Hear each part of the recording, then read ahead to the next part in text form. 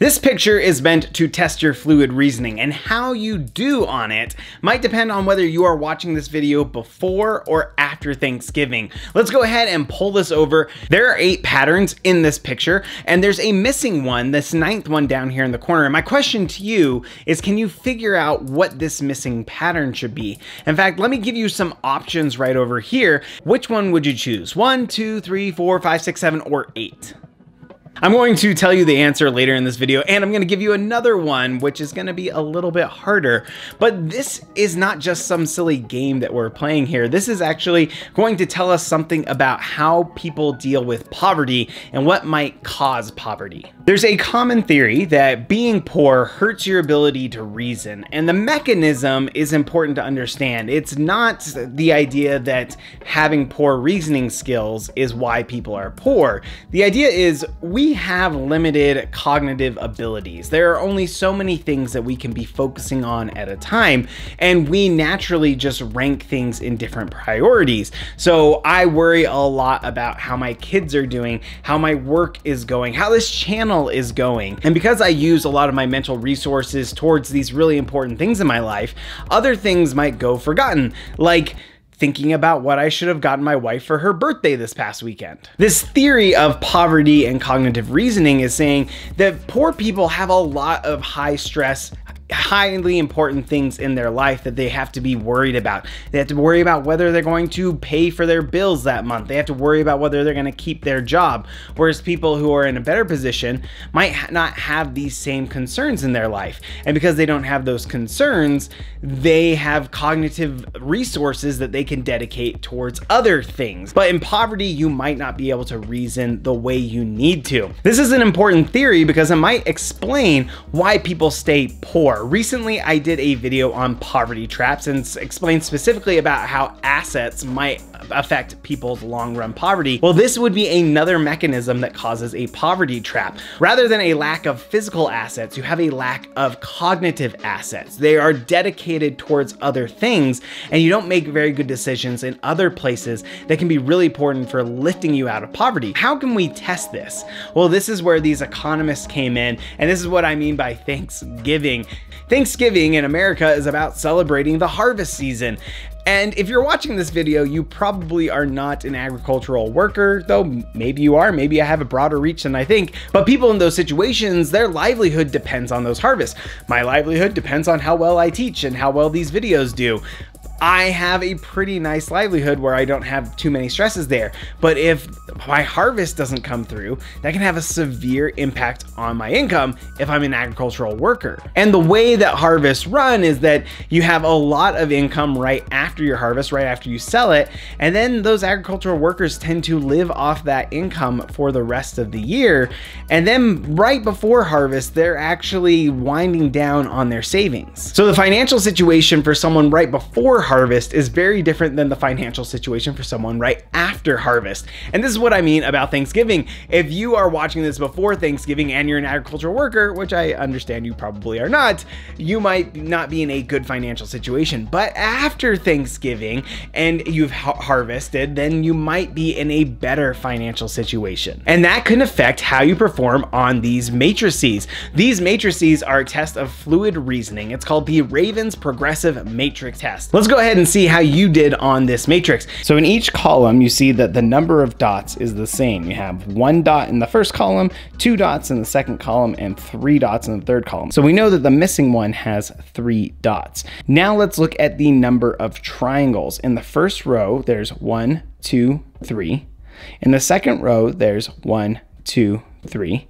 And in the third row, there's 2, 3. So we're missing a 1 triangle. So it's most likely a 1 triangle with 3 dots, which is option number 8. How did you do on that one? Do you think you got it? Because I've got another one coming up, but let me first explain why these are so nice for testing our reasoning.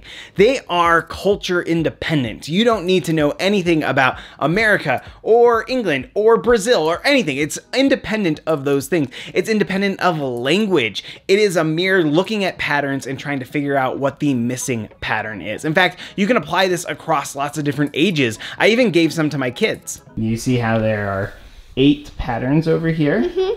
You're trying to find the one that fits in here. Is it that one? Good job. Answer 8. This one.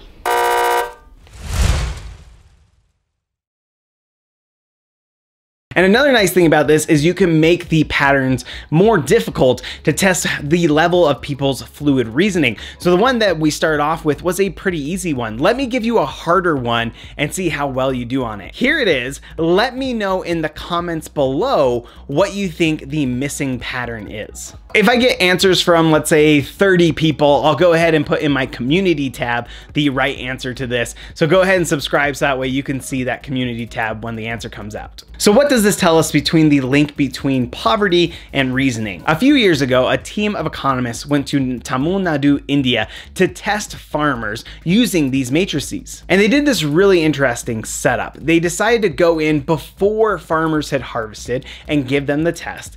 And then they went in after and tested them again. What's nice about this is you're gonna see the same farmer before and after the harvest, a time when that farmer is in a worse financial state and in a time when he's in a better financial state. What does this theory predict? The theory predicts that before the harvest, these people should perform worse on these tests, and after the harvest, they should be doing better. And we can measure whether they're doing better or worse by how many of these questions they're able to answer correctly. So what happened with these farmers? Before the harvest, you can see that they were getting a little over 4 correct, and after the harvest, you can see that they're getting over 5 correct. This is a 25% improvement in this exam in the matter of months. What I really like about this is that it uses the same farmers before and after. So you're looking not at a group of people who are just naturally better at reasoning. Instead, what you're looking at is the same person and taking them from one state to another and saying, how do you do on these tests?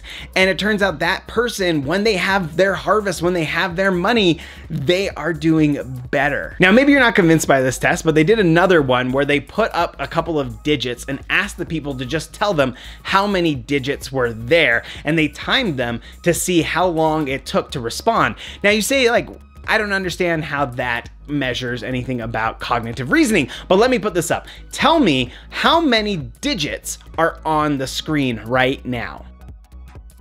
Now, obviously this is a simple question, but the thing that tricks you is that having all of those numbers the same makes you want to say that number instead of the number of digits that are there. So the time it takes for you to disentangle whether you're saying the number that's on the page or the number of numbers on the page is used as a way to measure cognitive reasoning. The longer it takes, the worse you're doing. The shorter it takes, the quicker you are. What would happen in harvest? Well, what we'll see is before the harvest, people tend to take longer on these tests than they do after the harvest. So that's 2 different tests that show us that cognitive skills seem to be related to the harvest. Let's think back to that poverty trap analogy that I talked about with your cognitive assets. This can affect the decisions you make about your household and about your farm. In fact, it's been shown that a lot of people in these developing countries don't invest enough in fertilizer on their farms. But if you tell them to invest in fertilizer right after their harvest and you give them an option to buy fertilizer at that moment, a lot more buy it. So this relieves credit constraints, but it also relieves cognitive constraints where you think about it and you say, yes, that is something that I'm interested in. And if I invest in fertilizer, I have that opportunity to escape poverty. This is just one piece of evidence from a body of work that looks at the relationship between poverty and decision making. If you're interested in reading more about this, I recommend you check out Scarcity. If you found this video interesting, I recommend you check out this video on poverty traps and the things that keep people stuck in poverty, because it's related to this idea of how people make decisions. And I hope that you subscribe so we can see you next time on Market Power.